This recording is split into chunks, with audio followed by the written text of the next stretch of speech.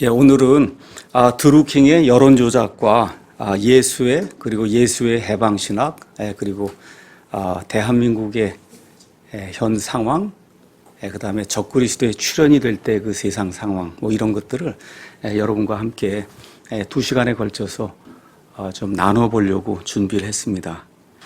뭐 여러분 잘 아시는 것처럼 지금부터 딱 일주일 전인 4월 13일 지난주 금요일에 조선일보, TV조선 등이 원래 이름은 김동원이고 아마 여러분이 아시는 건 드루킹이라는 이와 같은 그 아이디 이걸 대해서 저와 여러분이 잘 알고 있는 그런 사람이 있습니다. 그래서 이 사람이 댓글을 많이 조작을 했다 이렇게 이제 폭로를 했고 그 내용을 간단하게 이제 요약을 하면 지난번에 평창 올림픽이 열리게 됐을 때 아이스하키 남북 단일팀을 이제 만들기로 이제 그렇게 이제 했어요. 이제 이렇게 되니까 우리 남쪽에 사시는 어떤 분이 아니 지금까지 우리 선수들이 엄청나게 수고하고 땀을 흘리고 노력을 했는데 이 사람들을 선수로 내보내야지 아무 상관없는 북한 사람들이 내려와서 같이 단일팀을 만든다는 게 이게 맞는 거냐. 이제 이렇게 해서 이제 덧글을 올렸더니 순식간에 수만 개의 이제 덧글이 달렸다는 거예요. 그래서 이 보수 소위 얘기하는 보수들이 정부의 정책을 이제 반대하기 위해서 그래서 이렇게 댓글을 이렇게 조작을 했다. 하룻밤 사이에 수만 개가 이제 올라왔으니까요. 이렇게 되니까 더불어민주당 대표인 추미애 씨 등이 이 사건을 이제 조사해 달라고 이제 경찰에다 이제 해서 경찰이 이제 이걸 해서 사람을 이제 잡아놓고 보니 민주당원이더라. 이제 이렇게 이제 된 거예요. 그래서 아시는 것처럼 도대체 왜 이렇게 댓글을 조작을 했느냐 그렇게 얘기를 했더니 이렇게 댓글을 조작해서 보수라고 한 사람들이 여론을 조작하고 이렇게 나쁜 사람으로 이제 비춰질 수 있도록 그렇게 하기 위해서 이제 댓글을 만들었다. 말 그대로 이제 여론 조작을 했다는 거예요. 근데 경찰이 그 수사 시작한 게 정확하게 2월 7일입니다. 그러니까 벌써 2달이 넘었는데 계속해서 쉬쉬하고 내보내고 있지 않고 이제 2달 동안 방치하다가 이제 어쩔 수 없이 이게 이제 터져 나가면서 이제 경찰이 수사를 하는 이와 같은 그 상황에 이제 도착을 했습니다. 근데 또 중요한 게 이 댓글 사건을 일으킨 그 드루킹 뒤에 누가 있냐 하면 문재인 대통령의 우리가 보통 복심이라고 얘기하죠. 가장 가까운 것과 같은 그 수하, 김경수라고 하는 그 의원이 이제 가담을 했다. 그러니까 지금까지 계속해서 아니라고 이야기하다가 오늘 오후에 가서 보니까 김경수 의원이 지시를 내리고 이 사람이 처리하겠습니다 하는 그 내용이 이제 발견이 되면서 경찰청장이 사과를 하고 아마 이 사람이 이제 곧바로 데려다가 소환 수사하겠다고 이제 이렇게 지금 나오고 있습니다.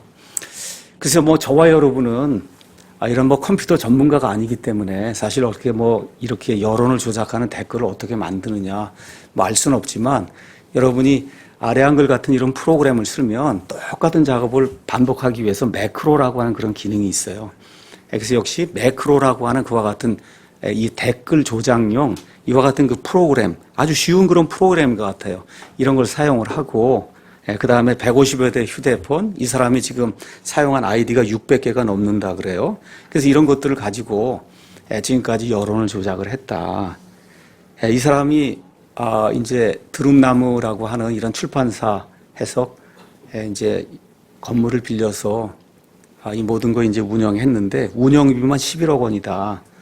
근데 여태까지 책을 한 권도 만들지 않았다는 거예요. 이제 이렇게 되다 보니까 도대체 이 돈이 다 어디서 나온 거냐. 뭐 이런 얘기도 이제 나오는 거고 또 이런 가운데 드루킹이 만든 어떤 그 여론 조작용 어떤 그 단체가 있다. 그 단체 이름이 경인선입니다.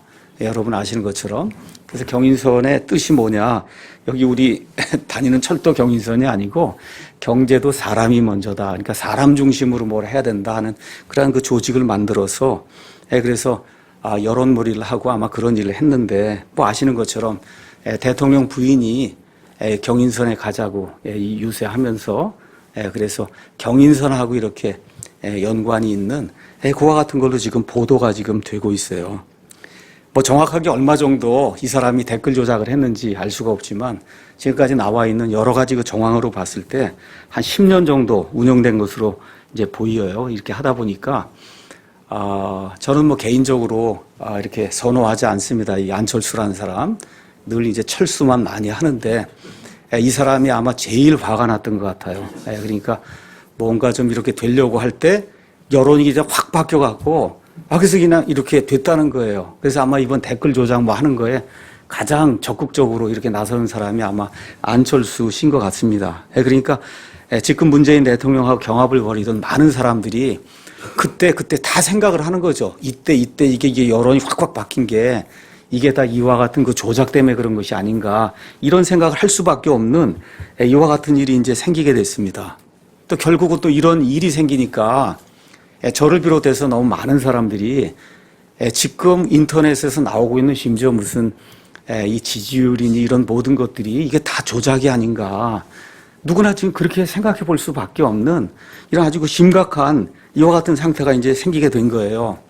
얼마든지 지금 이 시간에도 여론을 조작할 수 있다는 거를 이걸 발표했던 그와 같은 그 신문사 그다음에 그 TV 그 회사가 지금 되고 있는 걸 지금 실시간으로 보여주니까 이게 이렇게 해서 조작이 지금도 되고 있다. 자, 저와 여러분이 지금 한 번도 이제 생각하지 못했던 인터넷 시대에 지금 살고 있습니다. 우리 15년 정도 전만 해도 사실 무슨 인터넷이니 이메일이니 뭐 SNS 이거 알지도 못했거든요. 그런데 어느 날 갑자기 인터넷 망이 이제 깔리면서 특히 이제 한국은 나라가 좁다 보니까 이 인터넷 이런 거 하는 게 아주 초고속으로 이루어지면서 말 그대로 인터넷 이제 강국이 된 겁니다. 우리나라가. 저와 여러분 인터넷을 통해서 너무나 많은 정보도 얻고 있고 또 우리 교회 같으면 인터넷 이거 세상을 통해서 전 세계로 하나님의 말씀을 전달하는 그래서 인터넷 이렇게 하는 것이 굉장히 그 유용한 도구로 우리가 이제 쓰고 있어요. 근데 이번 그 댓글 조작 사건 이런 걸 보면은 야, 이게 잘못 쓰이면은 정말 큰일 나겠구나, 나라가. 이런 것들을 우리가 이제 보게 됩니다. 저와 여러분이 살고 있는 대한민국은 민주주의 국가예요. 그래서 민주주의 국가에서 가장 중요한 건 여론입니다. 다시 말씀드려, 사람들이 가지고 있는 그 의견, 그거에 따라 대통령도 결정이 되고, 그렇죠? 이번에 뭐 개헌도 한다 그러면 개헌도 결정이 되고, 이게 한 사람 한 사람이 자기 의견을 표출해서 자기가 원하는 그런 나라를 만드는 게 그게 지금 우리가 살고 있는 대한민국이에요.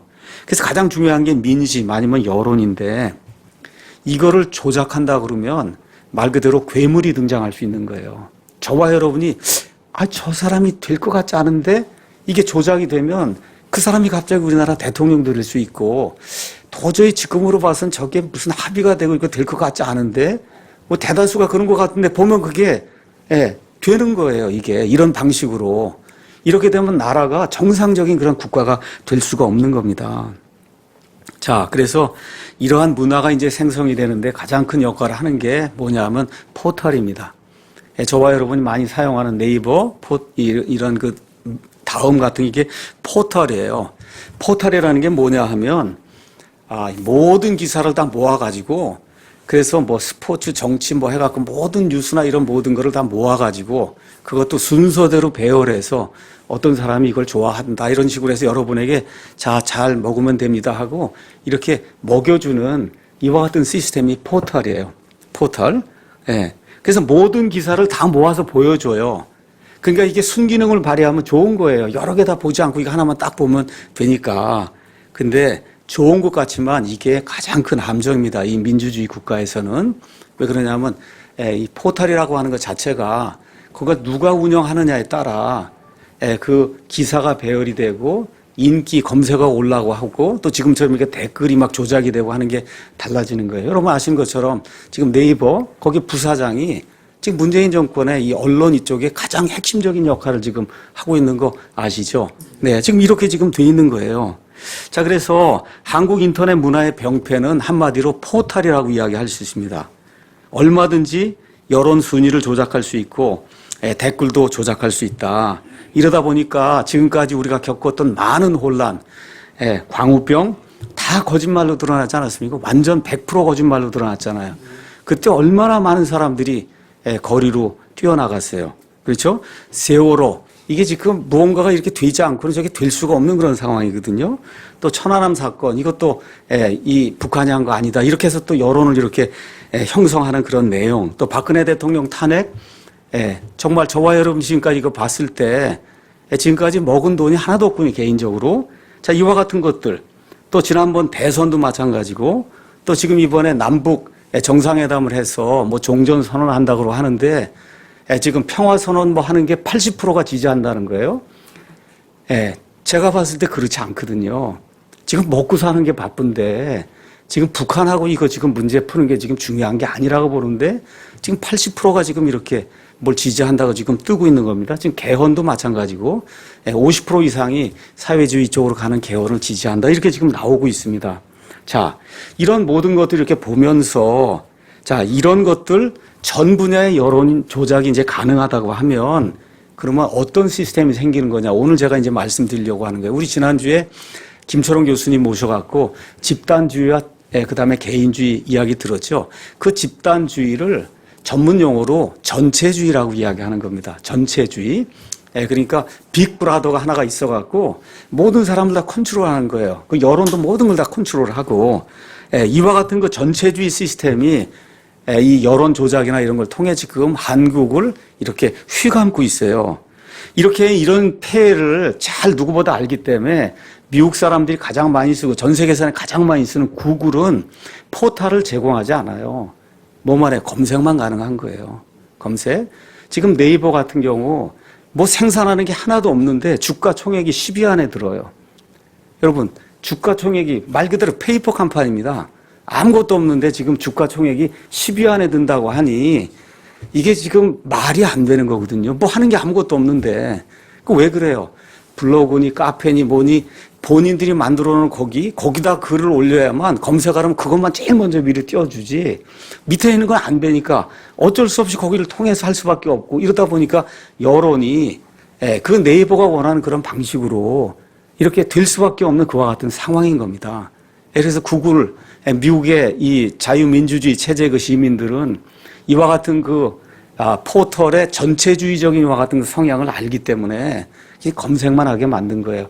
검색을 하면 그게 네이버든 다음이든 뭐 일반 웹사이트든 가장 먼저 많이 이렇게 사람들이 검색한 게 맨 위로 떠야 그래야 공정한 것과 같은 정보가 나와서 사람들이 이걸 사람들이 많이 봤구나 이렇게 이게 되는 건데 이런 모든 것들을 인위적으로 포털이라고 하는 이와 같은 그 시스템을 통해서 인위적으로 제한을 해버리기 때문에 여론이 공정하게 형성이 될 수가 없는 이와 같은 구조적인 문제가 있는 겁니다. 자, 그래서 오늘은 뭐 드루킹 이야기 하면서 여론 조작하는 게 이제 포커스가 아니고 이런 것들을 통해서 보는 우리나라의 그 현실, 이런 것들 저와 함께 같이 한번 살펴보려고 합니다. 자, 현 정부의 실체가 무엇인가, 또 우리나라를 망치고 있는 민주노총, 또 천주교 정의구현 사재단, 전교조, 이런 모든 게 거의 다 좌익단체, 공산주의, 사회주의 이제 편향단체인데 이런 것들이 어디에서 영감을 받고 이런 사상들이 이제 나오고 있는가. 우리 문재인 대통령이 신영복을 가장 존경하고 호치민을 인류 역사에 아주 훌륭한 이와 같은 그 공산주의인자에도 불구하고 존경한다 그러고 이번 개헌안에 여러분 아시는 것처럼 가장 중요한 항목이 10조입니다. 그 10조에 그 국민 대신에 사람을 집어넣습니다. 사람. 그래서 개헌 내용을 뭐 제가 이야기하지 않아도 자유민주주의, 자유시장경제 체제 이것을 떠나서 사회주의 혹은 인민민주주의 아니면 사회민주주의 이와 같은 쪽으로 국가의 이제 체제를 바꾸는 그런 내용이 이제 개헌 안에 이제 담겨 있습니다. 저와 여러분이 또 객관적인 이런 평가를 해보면 문재인 정부는 친중 정부입니다. 친북 정부예요. 그리고 지금까지 쌓아둔 이런 모든 것들 하는 거 가서 보면 반미, 반일 정부예요. 또 이상하게 대한민국이라고 하는 나라 자체를 부정을 합니다. 1948년 8월 15일에 분명하게 나라가 건국이 됐는데도 이거를 부끄럽게 생각을 하고 태어나서는 안 되는 그와 같은 나라로 이렇게 이야기하는 듯한 그와 같은 인상을 지금까지 이제 보여주고 있어요. 또 저와 여러분이 관심이 없어서 잘 모르지만 조금만 살펴보면 우리나라의 다문화를 존중한다 이렇게 해서 심지어 지금 이 나라에 불법 체류자들이 많습니다. 그 불법 체류자의 80%가 그러니까 체류자들이 있는데 거기에 이제 80% 정도가 불법 이제 체류자들인데 이 불법 체류자들의 혜택, 의료보험이라든지 이런 혜택이나 그 아이들이 받는 그런 혜택이 우리나라 비정규직 근로자 그 가정이 그 본인이 받는 혜택이나 그 가정의 아이들이 받는 혜택보다 더 크단 말이에요. 이게 지금 이게 국가가 지금 그렇게 돼 있습니다.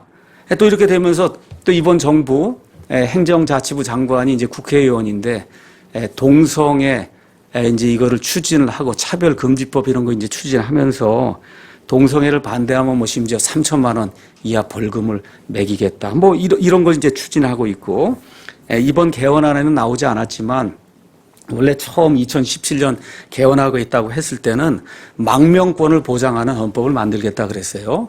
망명권. 그건 무슨 얘기냐 하면 시리아 난민이라든지 이런 사람들 다 나라에서 쫓겨나서 나오면 받아주겠다는 겁니다. 다 사람이기 때문에. 그와 같은 망명권을 만들겠다. 이번에 개헌이 어떻게 될지 모르지만 실패해서도 다음에 또 이제 한다고 그럴 때 이런 것들이 들어올 수 있는 거예요. 망명권을 헌법에다 집어넣겠다는 거예요. 그럼 누구든지 뭐 이슬람이든 나라를 파괴시키는 사람이든 누구든지 망명을 신청하면 받아주겠다는 것을 헌법에 지금 집어넣겠다는 거예요. 자, 여러분 아는 것처럼 문재인 정부 아직 1년이 채 안 됐는데 경제 파탄 일어나서 어디서나 지금 사람들 죽겠다고 지금 그러죠. 왜 그러냐? 경제 생산에는 관심이 없고 경제 나누는 거에만 관심이 있어요. 그렇죠? 지금 우리나라 국민들의 대다수의 관심사는 북한과의 평화가 아닙니다. 어떻게 지금 아이들과 함께 이 나라에서 잘 살 수 있느냐가 우리나라 국민들 대다수의 관심사인데 그거에 대해서는 전혀 조치를 취하지 않고 북한하고 뭘 해보겠다고 하는 이 일만 지금까지 이제 하고 있어요. 최악의 실업률이라는 거 뭐 여러분 신문을 통해서 알 수 있을 겁니다. 그래서 누구나 다 이러다간 조만간 경제가 다 파탄나겠다 이렇게 이제 생각을 하고 있습니다. 야, 역사가 뭘 증언하냐? 사회주의나 공산주의 체제로 나가면 국가가 가지고 있는 모든 돈이 다 빠져나가면서 급속하게 그 국가가 멸망한다는 것이 지금까지 우리 역사가 모든 나라에 공통적으로 보여주고 있는 증언이에요. 그래서 이거를 저와 여러분이 꼭 기억을 해야 되는 겁니다. 말 그대로 돈이 다 빠져나가면 그냥 껍데기만 남는 겁니다. 이 나라에. 자, 왜 이렇게 되었을까? 왜 이렇게 되었을까? 국민들이 이 나라의 가치를 모르기 때문에 그래요. 국민들이 일단 이 나라가 어떻게 형성이 됐고 이 나라가 추구하는 자유민주주의, 자유시장경제 체제라고 하는 이게 인간이 만든 제도 중에 가장 우수한 제도라고 하는 여기에 대한 이해가 없어요. 지금 국민들의 그 수준에서. 또 하나는 우리나라 국민들의 5분의 1이 기독교인인데 그 기독교인들이 기독교의 근간이 무엇인가를 알지 못하고 있습니다.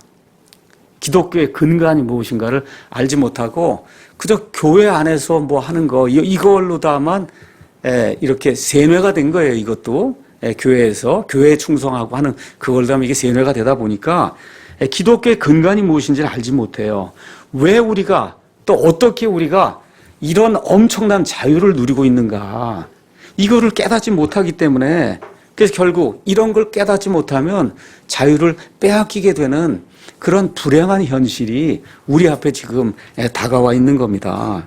자, 그래서 드루킹이 뭐 여러 가지 발언을 많이 했습니다. 뭐 제가 뭐 시간이 없어서 다 보진 못했고 저는 이렇게 보면서 유심히 이렇게 보는 것도 이렇게 가끔씩 보는 게 있어요. 많은 이들이 간과하는 그런 부분이 있어요.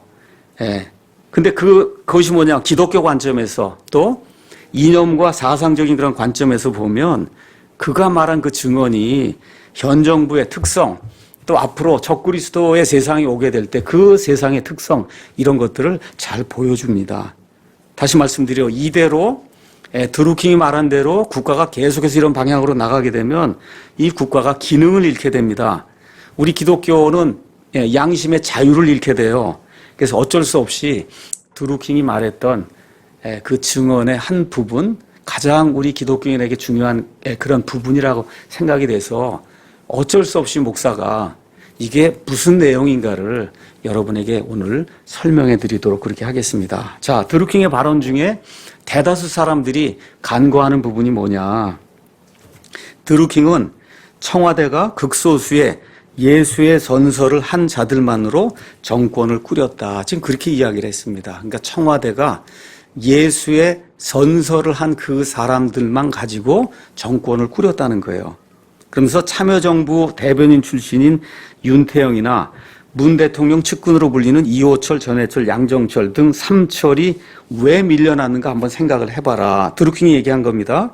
제수이트의 본색을 드러내기에는 윤태영이나 과거 참여정부의 오랜 멤버들이 청와대에 있는 게 불편했을 거다. 그러니까 제수이트 그 정신에 맞지 않기 때문에 그래서 이런 사람들은 정부에 들어올 수 없었다. 이제 그렇게 이야기하면서 그다음에 문재인 정권의 영리는 제수이트다. 영린이라 하는 거 이거 건드리면 그냥 신기가 불편해서 그래서 왕이 역정을 내는 게 이게 영린이잖아요. 그러니까 문재인 정부에서는 제수이트니 이런 것들 발언하면 안 된다는 거예요. 그러면서 맨 마지막에 제수이트들한테 예수의 사람들에게는 조국이 없다. 로마가 그들의 조국이다. 이제 그렇게 이 사람이 이야기를 했습니다. 자, 가서 보니까 제수이트. 뭐 웬만한 사람은 거의 한 번도 평생 동안 들어보지 못한 거예요. 우리말로 번역을 하면 예수회입니다. 그렇죠? 이들의 조국은 로마라는 거예요. 자, 이 말을 이제 설명을 하면 문재인 정권의 핵심 세력은 예수의 제수이트라고 하는 예수의 선서를 한 자들이고 이들에게는 대한민국이 조국이 아니라 로마 카톨릭교회 본산이 있는 바티칸이 조국이라는 뜻이에요. 여기 그 말을 그대로 이제 해석을 하면 자, 많은 이들이 이 말의 의미를 이제 모르다 보니까 드루킹이 이단 교주라고 이야기하고 있어요. 뭐 이상한 그런 이야기 하는 이상한 사람이다. 그런데 우리 기독교인의 입장에서는 경각심을 가져야 됩니다. 현 정권의 현 주소와 앞으로 흘러갈 방향, 그다음에 이런 것을 통해서 앞으로 교황권이 세상을 어떻게 정복하게 될 것인가 이런 것들까지도 저와 여러분 그리고 아이들의 자녀를 위해서 조금 생각해 볼 그런 필요가 있다. 대단히 그 중요한 말이에요. 그래서 기독교인들이 경각심을 가져야 되기 때문에 제가 오늘 여러분에게 예수회에 대해서 오늘 첫 시간에 이제 좀 설명을 하려고 합니다. 예수의 제수이트가 뭐 하는 데인가. 1517년에 천주교 사제였던 마르틴 루터가 종교개혁이라는 걸 일으켰습니다. 그 종교개혁이 생기기 전까지 1000년 동안 그 당시 세상은 유럽이었어요. 그렇죠? 그 유럽은 중세 암흑 시대다. 이제 보통 그렇게 이제 불렸습니다. 중세 암흑 시대는 한마디로 뭐냐? 대다수 인민이 봉건제도 하에서 노예 생활하는 거예요. 노예 생활하는 겁니다. 그래서 그때 이 다수가 다 노예고 그 다음에 특권층이 있었어요. 그 특권층이 천주교 사제, 그 다음에 수도원, 또 그들과 결탁해서 이 농노들을 부리는 이와 같은 지방의 영주. 이렇게 되면서 그 당시 천주교는 전체주의 시스템을 가지고 세상을 다스렸습니다. 자, 전체주의라고 하는 건 뭐냐? 네이버 가서 이제 찾아보시면 개인의 이익보다 집단의 이익을 강조하여 집권자의 정치 권력이 국민의 정치 생활은 물론 경제, 사회, 문화 생활의 모든 영역에 걸쳐 전면적이고도 실질적인 통제를 가하는 것을 뜻한다. 그러니까 그 당시에 로마 카톨릭 그 국가에 태어나면서부터 죽을 때까지 그 카톨릭 국가의 그 법, 교황의 법, 교회가 정해주는 사제의 법, 이걸 지키지 않으면 살 수가 없는 거예요. 이게 이제 전체주의입니다. 그 전체주의에는 우리가 잘 알고 있는 이 무솔리니의 파시즘이 있어요. 또 히틀러의 나치즘이 있어요. 또 스탈린 등이 만든 공산주의가 있어요. 그리고 종교와 정치가 결합이 된 이런 형태의 전체주의로는 중세 천주교가 있습니다. 말 그대로 천주교회가 하라는 대로 하지 않으면 사람의 삶을 영위할 수가 없는 이와 같은 시스템, 다른 자유가 없는 이와 같은 시스템, 이 시스템에 갇혀서 1000년 동안을 유럽의 거의 뭐 99.9% 인민들이 그 밑에서 노예 생활을 했습니다. 자, 그래서 루터의 이제 종교개혁이 일어나다 보니까 이걸 통해서 사람들이 이제는 천주교회에 갈 필요가 없구나. 그렇죠? 교황이나 사제에게 가서 죄를 용서해달라고 그럴 필요가 없구나. 개개인이 영혼의 자유를 가지고 예수 그리스도에게 직접 나가서 은혜를 받을 수 있는 이런 시스템이 이제 생기게 된 거예요. 이렇게 하다 보니까 그때까지 1000년 동안 사람을 옥죄어던 집단주의, 전체주의 이 시스템이 아니라 개인의 영혼을 중요하게 여기는 개인주의라고 하는 것이 이제 등장을 하기 시작한 겁니다. 그래서 노예에서 자유인으로 이제 바뀌면서 영적인 노예에서 영적인 자유인으로 바뀌고 정치적 노예에서 정치적 자유인으로 바뀌고 경제적 노예에서 경제적 자유인으로 바뀌는 이와 같은 시발점이 인류 역사 6000년 가운데 지금부터 500년 전쯤에 이 세상에 생기게 된 거예요. 이렇게 되면서 프로테스탄트 정신에 의해서 사람들이 자기를 옥죄던 천주교에서 벗어날 수 있게 됐고 봉건 독재 왕정에서 탈출하게 됐고 이렇게 되면서 개인이 사유재산을 가질 수 있는 이와 같은 시대가 이제 열리게 됐어요. 이렇게 되면서 본물처럼 개인의 자유가 터져 나오니까 그때부터 이루어진 그 시대를 우리가 르네상스라고 이야기하는 겁니다. 그렇죠? 그렇게 돼서 음악, 미술, 그다음에 저술물들 한껏없이 사람이 무언가 역량을 발휘할 수 있는 모든 영역에서 사람들이 최고의 그 예술적 가치를 발휘하는 이와 같은 그 르네상스 혁명이 이제 일어나게 됐어요. 이렇게 되면서 정치 구조로는 자유민주주의 체제가 이제 형성이 됐고 경제적으로는 자유시장경제 체제가 이 종교 개혁을 통해서 확고하게 이제 확립이 된 거예요. 그래서 인류 역사가 한 6000년 됐는데 5500년 동안 한 번도 인류가 누려보지 못했던 엄청난 것과 같은 그 자유를 지금부터 500년 전에 종교 개혁을 통해서 이 개혁자들이 인류에게 선사를 해준 겁니다. 이렇게 되면서 개인의 영혼의 자유를 누리게 되고 또 통치자도 처음 국민들이 뽑을 수 있는 그런 시대가 이제 도래하게 된 거예요. 사유재산도 갖게 된 거예요. 이런 것들을 뿌린 나라가 영국이고 이런 것들로 꽃을 피운 나라가 미국입니다. 미국. 그 이후에 미국의 이 자유주의 헌법 이것이 이제 세워지면서 온 세상에 이것이 파급이 되면서 우리나라 그 이후에 세워진 대다수 이런 자유민주주의 이런 체제 그와 같은 그 헌법이 미국이 만들어준 그와 같은 자유헌법에 기초를 해서 그래서 헌법을 가지고 있는 겁니다. 자, 우리나라 헌법 10조에 보면 이렇게 돼 있어요. 모든 국민은 인간으로서의 존엄과 가치를 가지며 행복을 추구할 권리를 가진다. 자, 우리 대한민국에 살면 거기 사는 모든 국민은 인간으로서의 존엄과 가치를 가진다는 거예요. 빈부, 귀천 상관없이 뭐 돈을 많이 가졌냐, 적게 가졌냐, 피부색이 어떠냐 이런 거 상관없이 국가는 개인이 가지는 불가침의 기본적 인권을 확인하고 이를 보장할 의무를 진다. 그러니까 다시 말해 개인이 최대한 자기의 모든 역량을 다 발휘할 때 그렇게 하려고 노력을 할 때 국가는 뒤에서 이거를 이렇게 서포트 해주는 그와 같은 역할을 하는 거다. 이게 뭐예요? 이게 기독교의 가치거든요.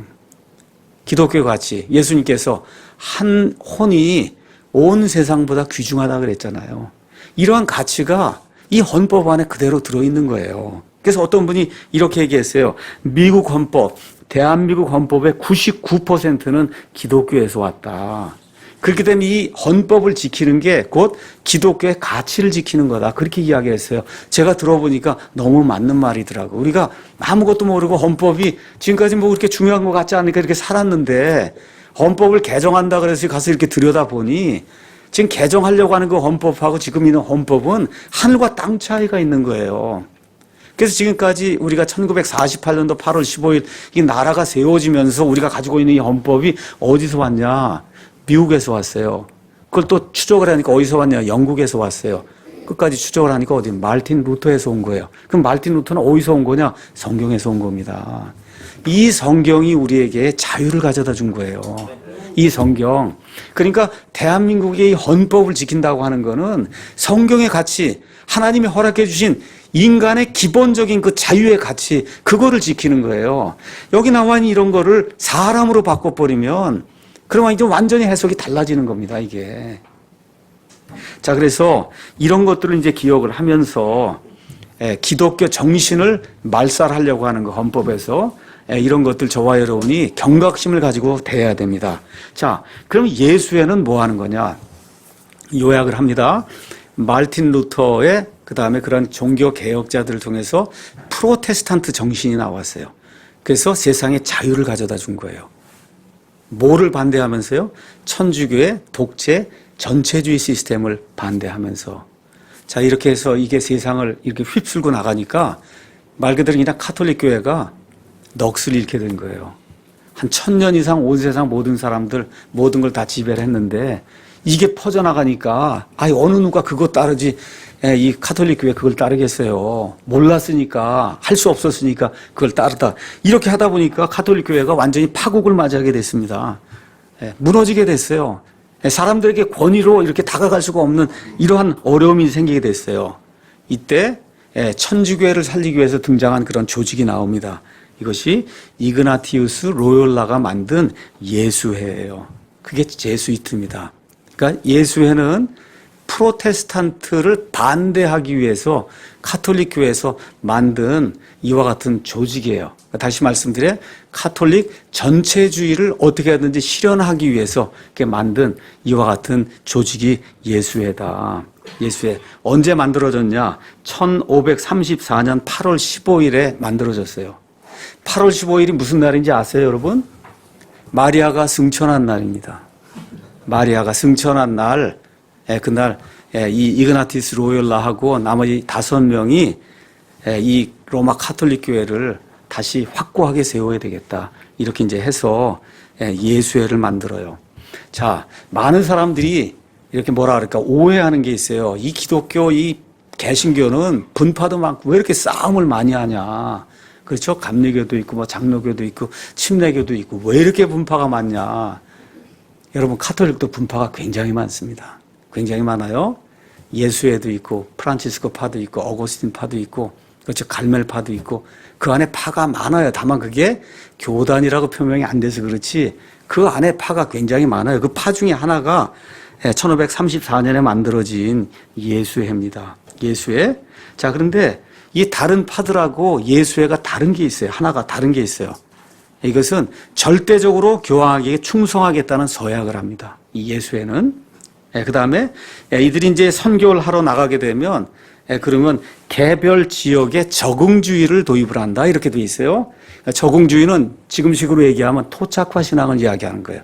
그러니까 여러분 예수님이 가 쓰고 다니고 이렇게 이런 방식으로 그렇죠. 아프리카에 가면 흑인 예수님으로 나타나고 남미에 가면 해방하는 예수님으로 나타나고 이런 방식의 그 토착화 신앙을 이렇게 하는 거를 예수회는 그 선교 목표로 이제 잡고 있습니다. 또 이 사람들의 특징은 이그나티우스 로욜라가 영성 훈련을 개발했거든요. 그래서 영성 훈련을 통해서 관상기도 이렇게 혼을 빼는 겁니다. 쉽게 얘기하면 이 관상기도 하나님의 음성 듣기 또 하나님의 음성 발견하기 등 지금 소위 개신교 뭐 이런 데서 이렇게 많이 하고 있는 그와 같은 그런 기법 이런 것들이 이그나티우스 로욜라의 영성훈련 그 기법에서 토대가 돼서 이제 나오고 있는 거예요. 그래서 어디서 주로 활동을 하냐? 미국이나 영국에 영향이 미치지 않는 중국이나 그 다음에 남미, 중남미에서 이 예수회가 크게 이제 활동을 했고 예수회 이 한 사람들이 세상을 바라다 보면서 천주교회가 이뤘던 이와 같은 권위를 확보하기 위해서는 좋은 교육 시스템을 통해서 사람들 사이로 들어가야 되겠다 해서 교육 사업을 가장 크게 했습니다. 그래서 미국의 조지타운 대학, 워싱턴에 있는 그다음에 미국의 로욜라 대학 굉장히 많습니다. 여러 가지 로욜라 대학, 한국 같으면 서강대학교 이런 게 예수회가 세운 그와 같은 대학입니다. 여러분 조심하셔야 돼요. 이거 다닌다 그래서 예수회 되는 게 아닙니다. 그 사람들이 교육기관을 만들었다는 거예요. 이렇게 해서 이 지식인들이나 이런 사람들을 섭외하고 포섭하기 위해서 이런 걸 만들었다는 얘기지 거기 다녔다는 게 예수회가 된다는 게 아닙니다. 여러분 꼭 이해를 하시고요. 자, 그래서 여기 성경의 역사라는 책에 가서 보시면 한 챕터가 예수회에 대한 내용이 나와 있습니다. 그래서 미국 분들이 예수회가 어떻게 형성이 됐고 그래서 기독교를 탄압하기 위해서 어떤 일들을 했는가 하는 내용이 이 안에 이제 나와 있습니다. 이걸 중심으로 여러분에게 말씀을 드리겠습니다. 이 책을 보면 이제 그 영화가 만들어지면서 거기에 오클랜드 박사라고 하는 기독교 이 박사님이 이제 등장을 합니다. 그러면서 뭐라고 이야기하느냐 하면 예수회와 그들이 맡았던 역할 등을 이해하지 못하면 인류 역사 자체를 이해할 수 없다. 다시 말씀드려 프로테스탄트 종교개혁 이후에 온 세상을 지배하는 그러한 그 구조, 이거 정부 구조, 사회 구조, 세상을 지배하는 구조, 이런 거를 제대로 이해하려면 예수회가 각 나라, 각 정부에 어떤 영향을 미쳤는가, 이걸 이제 봐야 된다. 자, 미국에 가서 보면은 셰퍼드라고 한 사람이 지은 베빙턴 플롯이라고 하는 그런 책이 있어요. 우리나라 말로 번역하면 바빙턴 음모입니다. 바빙턴 음모. 여기서 이제 이 저자가 이렇게 이야기해요. 주후 1555년에서 1931년 사이에 예수회는 정치적 계략과 체제 전복의 음모들에 관여함으로써 적어도 83개 국가나 도시국가 혹은 도시들에서 추방을 당했다. 그러니까 어느 나라에 이렇게 들어가면 이런 음모를 꾸며갖고 그 체제를 전복시키려고 하는 그런 일들을 하다가 83개 국가에서 추방을 당했다는 거예요. 그래도 의미심장한 얘기가 있습니다. 미국의 초대 대통령은 조지 워싱턴이고 2대 대통령이 아담스예요. 이 아담스가 제퍼슨이라고 한 유명한 사람 아시죠? 이 사람에게 편지를 씁니다. 뭐라고 편지를 쓰냐? 나는 예수회가 부활하는 것을 싫어합니다. 집시의 왕이나 할 수 있는 정도로 그렇게 다양하게 변장하는 그들의 무리가 여기에도 고정적으로 우글거리지 않을까요? 그러니까 다시 말씀드려 여러 형태로 교묘하게 자신을 변장을 해서 들어오는 그와 같은 무리가 예수회다. 만일 지상과 지옥에서 영원한 저주를 받아야 할 인간의 무리가 있다면 그것은 곧 로열라의 예수회일 겁니다. 지금 이건 미국의 2대 대통령 아담스가 이야기하는 거예요. 그러니까 미국이 이렇게 자유민주주의 국가, 프로테스탄트 국가로 이렇게 확립이 되니까 이거를 붕괴시키기 위해서 여러 가지 조작과 이런 음모를 하다 보니까 이 세상과 심지어 지옥에서 가장 사악한 그런 무리가 이 예수의 조직이다. 지금 아담스 대통령이 그렇게 이야기를 한 거예요. 자, 19세기에 에드윈 셔먼이라고 하는 이와 같은 그 작가가 책을 하나 썼습니다. 그 책의 제목이 뭐냐 하면 지옥의 공병단이다. 지옥의 공병단, 그게 누구냐? 예수의 사람들이다. 지금 그렇게 이야기를 하고 있어요. 그래서 그 지옥의 공병단 그 책에 가면 표지에 이 예수의 사람들이 링컨, 아브라함 링컨을 암살하는 그와 같은 그림이 이렇게 이제 들어가 있습니다. 자, 그래서 역시 19세기에 캐나다에 유명한 사제가 한 사람이 있었습니다. 그 사람의 이름이 치니크예요. 그래서 이 사람이 이 캐나다의 퀘벡주는 전통적으로 이 카톨릭 이게 우세한 그와 같은 주입니다. 프랑스가 이제 거길 점령하면서. 그래서 그 치니퀴가 뭐라고 이야기하느냐 하면 아브라함 링컨 그 대통령의 죽음에 예수회가 깊이 관여했다고. 유명한 책이 로마 교회에서 50년, 영어로 50 years in the Church of Rome 이렇게 이제 기록이 되어 있는데 이 안에서 이 치니퀴가 증언을 합니다. 근데 이게 이 사람들만의 증언이 아니에요. 링컨 대통령이 직접 증언을 합니다. 이것은 단지 미국 남부에 대한 싸움만이 아니다. 미국의 남북전쟁, 이게 전쟁이 일어났는데 이게 남부에 대한 싸움만이 아니다. 나의 싸움은 로마의 교황과 딴 속내가 있는 예수회, 그리고 거기에 소속된 맹목적이며 피해 굶주린 노예들과의 싸움이며 이것이 더 크다. 그래서 우리는 우리 자신을 지켜야만 한다. 이거 아브라함 링컨이 남북전쟁을 하면서 이 예수회라고 하는 게 여기까지 이렇게 깊숙이 개입을 해갖고 그래서 이 미국을 분열시킨다고 이렇게 지금 생각을 하고 그렇게 이야기를 하는 거예요. 20세기에는 에드먼드 파리스라고 하는 사람이 책을 하나 썼습니다. 그 책의 이름이 예수회의 비밀 역사예요. 영어로 Secret History of the Jesuit 이렇게 이제 돼 있는데 거기 가서 보면 예수회가 히틀러와 그의 나치당에 어떻게 영향을 미치는 데 대해서 이 사람이 잘 설명을 하고 있어요. 거기 뭐라고 돼 있냐? 나치의 그러니까 히틀러의 최근위 부대라고 하는 그 SS 친위대는 예수의 원리에 의해 설립이 되었다. 그러면서 그 책에 가서 보면 히틀러는 자기의 측근인 히물러라고 하는 그 사람을 나를 돕는 이그나티우스 로욜라라고 그렇게 친근하게 불렀고, 그 다음에 나치 심볼이 있잖아요, 이거. 그렇죠? 이거는 하겐이라고 하는 천주교 사제로부터 천주교 사원에서 얻어낸 그와 같은 심볼이다. 이제 이렇게 이제 기록이 되어 있습니다. 2차 세계대전 중에 예수회는 이렇게 이제 공포를 했어요. 히틀러의 제3제국 건설은 나치즘을 천주교식 기독교와 연합하는 것이다. 이렇게 이제 해서 세상을 이렇게 지배하려고 하는 이와 같은 그 야욕을 이렇게 이제 보여주고 있습니다. 그래서 역사를 통틀어 보면 로열라가 만든 예수회라는 집단의 궁극적인 목표는 항상 똑같았다는 거예요. 그게 뭐냐? 로마 교회의 예수회는 창설된 지 1세기도 채 지나지 않아 탁월한 첩보 및 암살 단체가 되었고 왕들과 평민들이 모두 똑같이 미워하고 두려워하는 지식인 계층이 되어야 돼. 교육을 통해서 이렇게 돌아보니까 많은 학자들이 이게 생겨나고 그러니까 지식인이 된 거예요. 근데 이 카톨릭 반개혁 운동은 이미 그 전에 일어났던 프로테스탄트 종교 개혁을 막고 사람들을 다시 로마 천주교로 데려가려는 방법이었다고 볼 수 있다. 한마디로 이제 그렇다는 겁니다. 그래서 세상을 정복해서 교황 천하로 만들려는 예수의 계략을 경고하는 글과 책 지금까지 많이 출판이 됐습니다.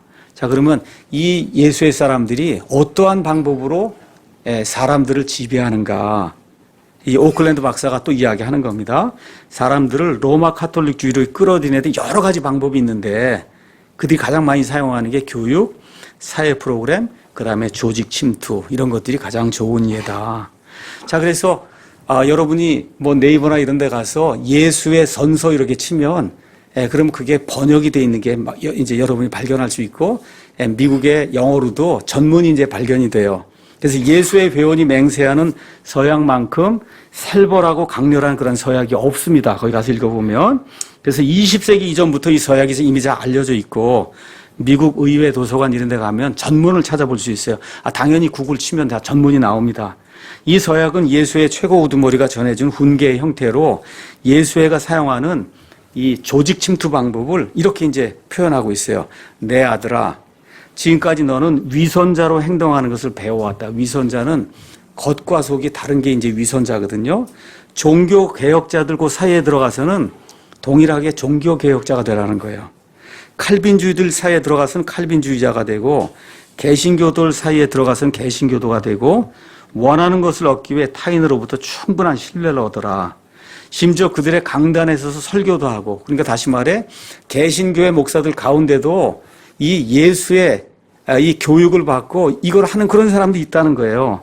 너는 첩자의 임무를 수행하도록 가르침을 받았다. 그들의 환심을 사서 이단을 믿게 하도록 어느 계급이든 인물이든 일반 학교와 대학교들에서 마찬가지로 이와 같은 일을 하도록 내가 위선자로 부름을 받았다는 겁니다.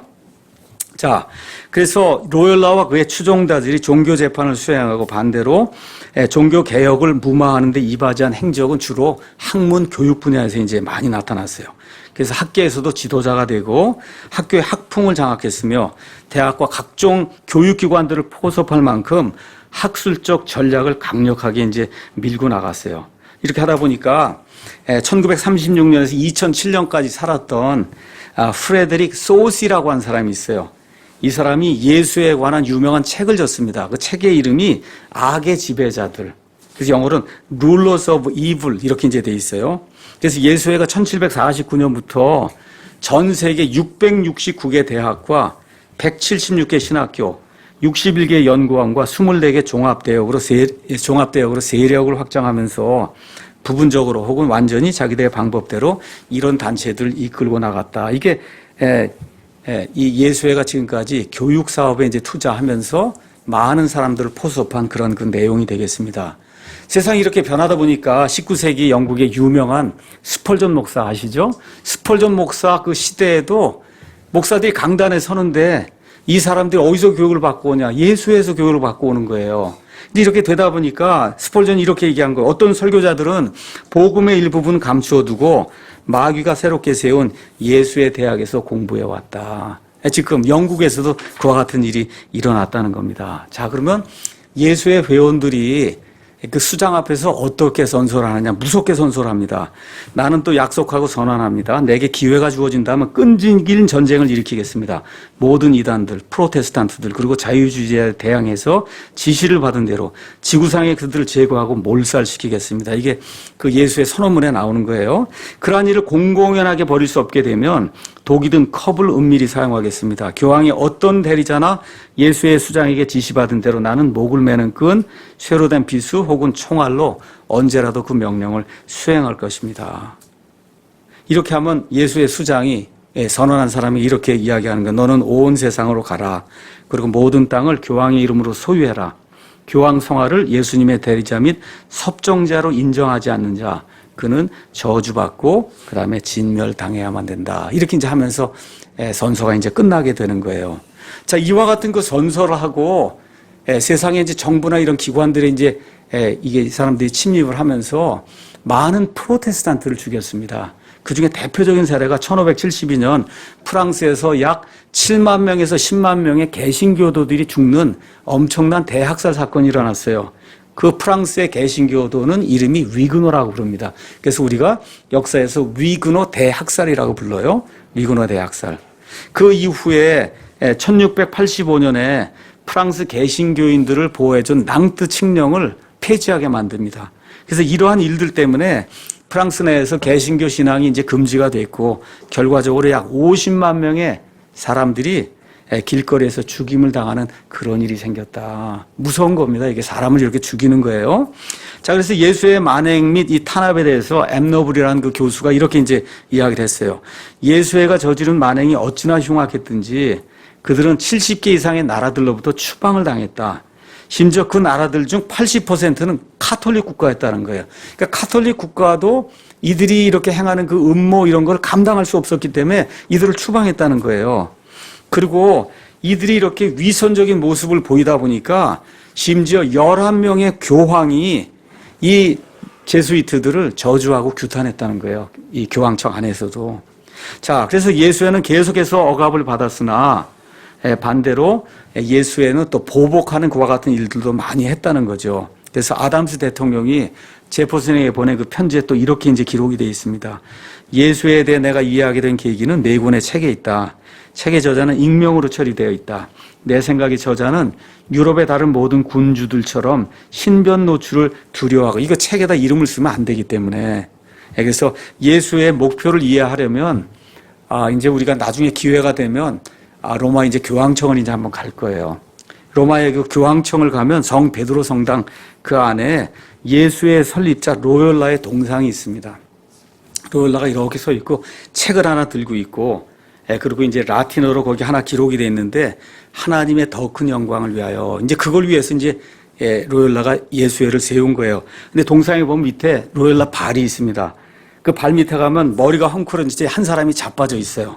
자빠져 있고 뱀이 그 자빠진 사람 밑에 또 뱀이 깔려 있고 그러면서 이거를 이렇게 설명하는 거예요. 이 자빠져 있는 이 사람이 개신교도다. 그렇게 이야기하는 거예요. 그래서 자빠진 사람이 지금 들고 있는 책이 뭘까요, 그럼? 그게 성경이라는 거예요. 그러니까 로열라가 이 예수회를 창설한 그런 목적이 개신교도들 탄압한다는 얘기는 개신교가 가지고 있는 이 자유민주주의, 자유시장경제체제, 인간의 영혼의 자유를 보장해주는 이런 모든 거 이거를 눌러야 되겠다는 거예요. 근데 그게 어디서 나오냐? 성경에서 나오기 때문에 그래서 이 성경을 가지고 있는 그 사람을 짓밟는 이와 같은 그 형태의 동상이 여기 가서 보시면 다 그림으로 이제 나와 있습니다. 자, 그래서 중세를 통틀어서 천주교가 가장 무서워한 게 성경이에요. 그래서 성경의 권위를 이제 떨어뜨려야만 그래야 자기들이 일을 할 수 있기 때문에 그래서 성경을 바꾸는 그와 같은 작업도 예수회에서 한 것이 아니냐. 많은 사람들이 이제 그렇게 생각합니다. 그래서 예수회를 중심으로 이 종교개혁을 되돌려 놓기 위해서 이렇게 열게 된 이와 같은 공회, 카톨릭 교회는 공회가 있습니다. 그 공회의 이름이 트렌트 공회, 트렌트 아니면 트리엔트 공회라고 이제 되어 있습니다. 자, 그래서 트렌트 공회에서는 종교개혁으로 태동한 개인의 자유, 그리고 영혼의 자유, 자유민주주의, 시장경제체제 이렇게 이와 같이 나가는 이 하나님의 보편적인 가치 이거를 눌러야 되기 때문에 그래서 이거를 주로 논의하는 그와 같은 장소가 트렌트 공회였다. 자, 그래서 여기 트렌트 공회에서 확고하게 확립한 그런 교리가 있어요. 그 뭐냐면 누구라도 사람이 의롭게 된다는 칭의의 은혜를 오직 믿음을 통해 하나님으로부터 받을 수 있다고 하면 그는 저주를 받는다. 행위가 있어야 된다는 거예요. 믿음을 통해 하나님으로부터 칭의를 받는다고 하면 그거는 저주를 받는다. 자, 그런데 이 공회의 내용이 지금도 전혀 변화가 되지 않고 20세기 1960년경에 제2차 바티칸 공회가 열렸어요. 그 바티칸 공회에서 다시 한번 이걸 확인했습니다.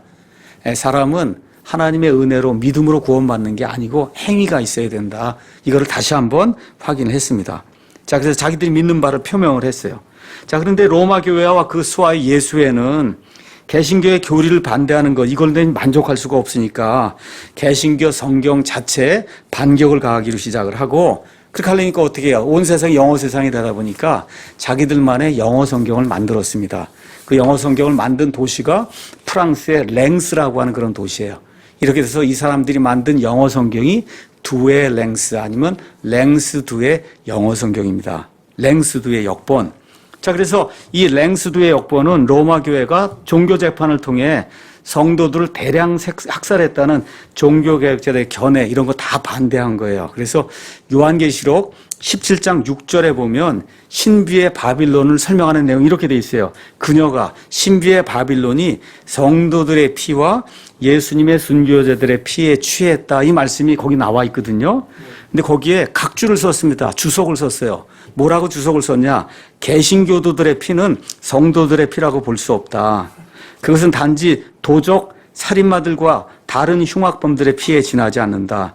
그러니 정의를 집행하기 위해 그들이 그런 피를 흘리게 한 것에 대해 그 어떤 통치 권력도 답변할 필요가 없다. 이렇게 주석을 쓴 거예요. 그러니까 어느 정도로 이 예수회라고 하는 게 이 프로테스탄트 정신을 반대하는가를 저와 여러분이 이런 것들을 통해 이제 알 수가 있습니다. 자, 첫 시간 예수회에 대한 결론 말씀드리겠습니다. 드루킹이 뭐라고 이야기했느냐? 문재인 정권의 핵심은 예수의 선서를 한 자들이라는 거예요. 예수의 선서를 한 자들이다. 예수회는 마르틴 루터의 종교개혁을 반대하며 카톨릭 전체주의를 확립하기 위한 천주교 조직이에요. 천주교의 CIA와 같은 그런 역할을 하는 게 예수회입니다. 교육, 선교 등을 통해 세상 여러 나라로 침투하여 천주교 토착화 신앙을 뿌리내리기 위해 노력하는 이와 같은 단체가 예수회예요. 목표를 위해 수단과 방법을 가리지 않습니다. 그러다 보니 천주교 내부에서도 증오를 받는 이와 같은 단체가 예수회다. 자, 이제 마지막으로 중요한 거 이야기하겠습니다. 자, 예수회도 있고 프란체스카 파도 있고 도미니칸 파도 있고 여러 파가 있잖아요. 교황이 다 나왔어요. 모든 파에서. 그런데 지금까지 2013년까지 로마 카톨릭 교회에서 한 번도 예수회에서 교황이 안 나왔습니다. 그러다가 2013년에 처음으로 266대 교황이 배출이 됐어요. 어디 사람이냐? 아르헨티나 사람이에요. 아르헨티나 사람. 그래서 1282년 만에 선출된 비유럽 출신의 교황이고 카톨릭 교회 역사상 첫 아메리카 대륙 출신의 교황이고 마지막으로 첫 번째 예수회 출신의 교황이에요. 예수회 출신의 교황이다. 이 교황이. 이 사람이 교황이 되니까 기독교 내부에서나 많은 사람들이 혹시 이 사람이 적그리스도가 될 게 아니냐. 이렇게 우려하는 그와 같은 그 우려를 표명하는 그런 글들이 많이 나왔습니다. 왜 그러냐 하면 16세기 종교개혁을 일으켰던 마르틴 루터나 칼빈이나 이런 모든 사람들이 한결같이 얘기했던 게 뭐예요? 로마의 교황이 적그리스도라 그랬거든요. 로마의 교황이 적그리스도다. 저희는 그렇게 믿지는 않습니다. 그래서 이런 모든 것들을 종교 통합이나 이런 걸 이루는 이런 거의 구심점이 되는 그와 같은 존재가 이 로마의 교황이고 정치적으로 모든 걸 이용하는 적그리스도는 그 위에 따로 있다. 저희는 이제 그렇게 계시록을 통해서 이제 보고 있습니다. 자, 그러면 오늘 첫 번째 그 강연을 마치면서 두 가지를 여러분에게 말씀드릴게요. 왜 남미 출신의 예수의 교황이 등장을 했는가? 여기에 대해서 이제 한번 생각을 해봐야 되고, 두 번째, 왜 드루킹은 문재인 정부의 핵심 세력을 예수의 선서를 한 자들이라고 했는가? 이건 두 번째 시간에 하도록 하겠습니다.